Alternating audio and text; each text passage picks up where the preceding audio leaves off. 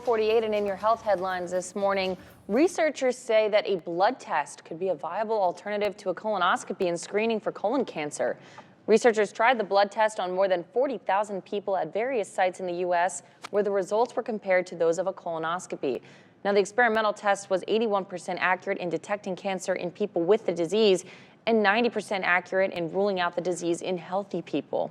Health experts hope this alternative could boost colon cancer screening rates.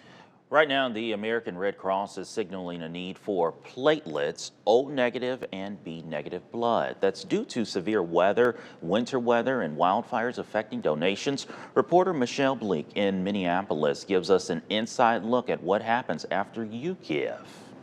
Holiday after holiday. I got a pink Christmas tree. Bella Rogni I turned it into a Valentine's tree. has made the hospital her home. I didn't want to take it down because it makes me happy. So Treatment after treatment. and I need the chemo and radiation to kill the cancer, right? What keeps her going And you feel awful when your blood is low. is a pint of blood It helps. donated by a stranger. It's literally, it saves lives, you know?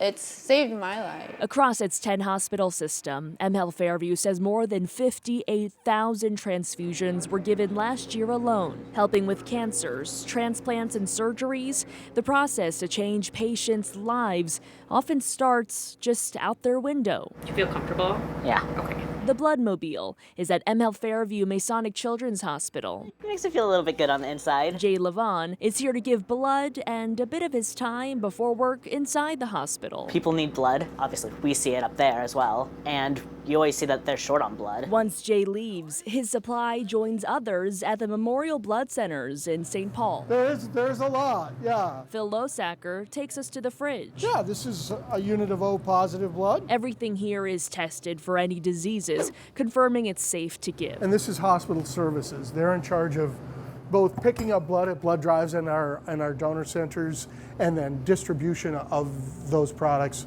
to our hospital partners. Before they take off, whole blood donations are separated into red blood cells, plasma, or platelets, different parts for different uses. The need is here. We need to meet the demand of our local hospitals.